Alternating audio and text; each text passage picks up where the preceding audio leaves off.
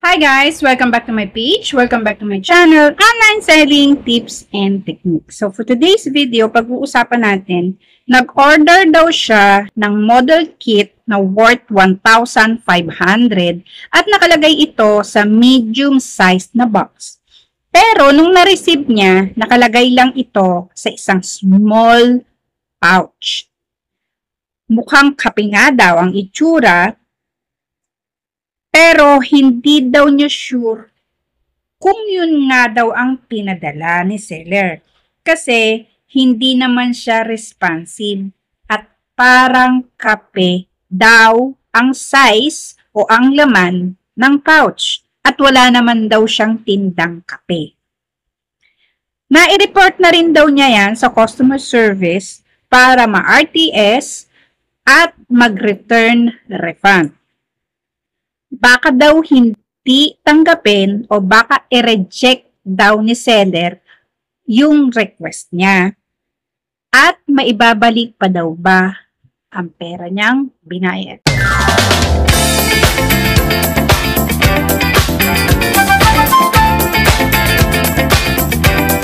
So nakakita ako ng 5 issue or 5 problem doon sa post.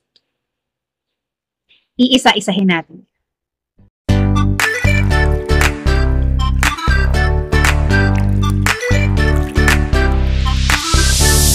So, yung number 1 na problem o issue is yung product size. Ang sabi niya, nakalagay daw sa medium size na box. Pero nung na-receive niya is nasa small pouch na lang.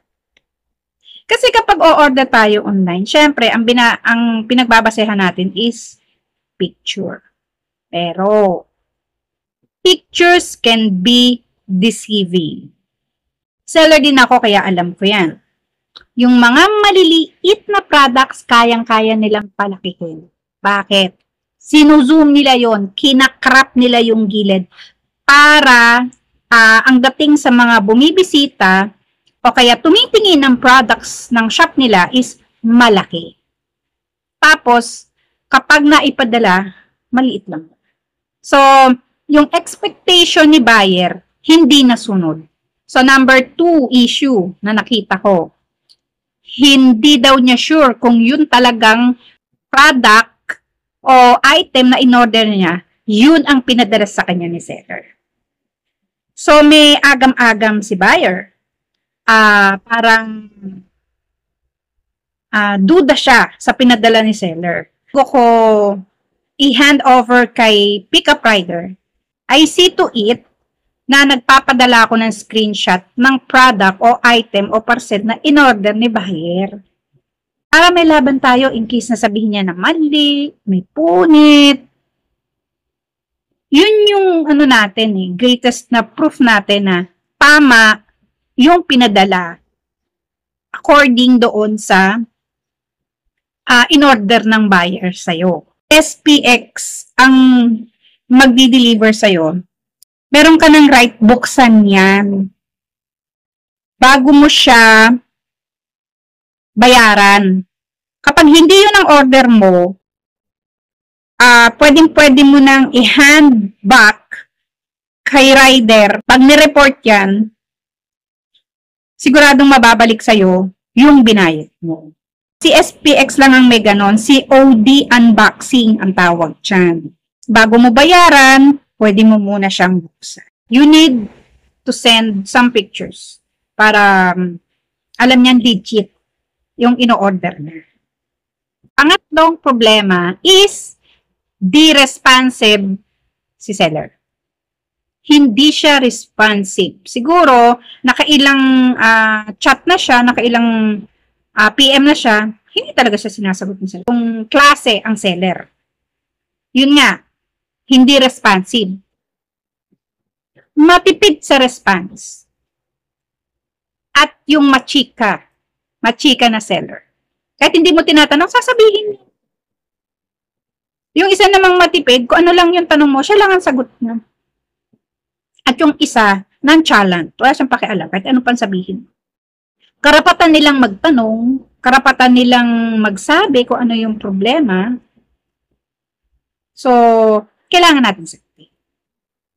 Okay? Kahit na sabihin mong na i-hand over na natin kay delivery rider, wala na tayong pakialam kasi hinihintay na lang yung bayad. Hindi.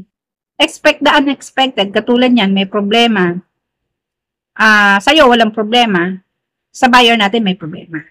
So, we need to respond. So, yung number 4 na problem niya is, i-reject ba ni seller? In case na nag-request siya ng return and refund. Mare-reject ba? Yes and no. Bakit? Maybe yes, maybe no.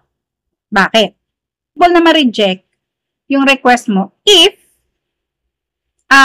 meron siyang patunay o proof, pictures na ipinadala sa'yo na ito po yung item, wala po akong pinadalang mali. According to your request and according doon sa variation, sa kulay, sa size, ito po yun. Kasi nireport na niya.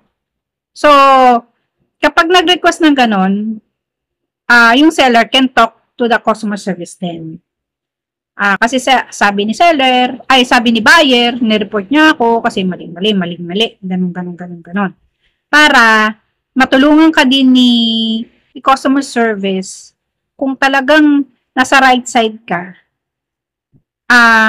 yung perang ibinayad, mapupunta talaga sa wallet. Now, kung mali talaga ang ipinadala sa'yo ni seller, mali yung size, mali yung kulay, mali yung product, lalo na yung product, mali. Hindi yun ang in-order mo, tapos iba yung pinadala sa'yo. Possible. Yes. Pwede mong makuha. Lalo na kapag nakapag-report ka na, tapos may screenshot ka, sabi ni DTI, hindi daw required na videohan kapag nag-a-unboxing o nag-a-unpacking yung isang buyer para lang mapatunayan na hindi ka nandaya. Pwede naman pictures lang eh.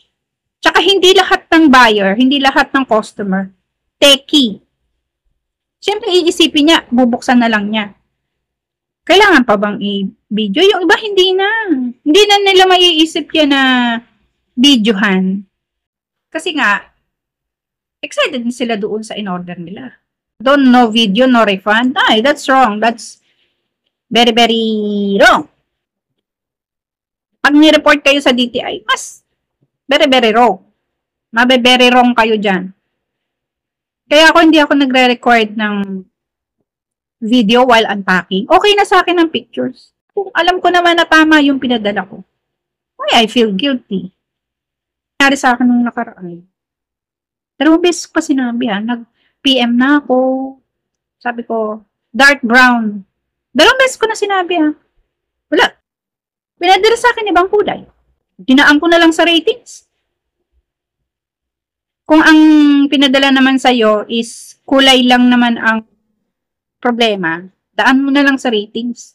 Kung kasya naman sa'yo, o wala naman damages, sa ratings mo na lang idaan.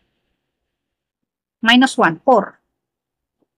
Kung medyo may, hindi ka pa nagustuhan, 3. Ganon na lang.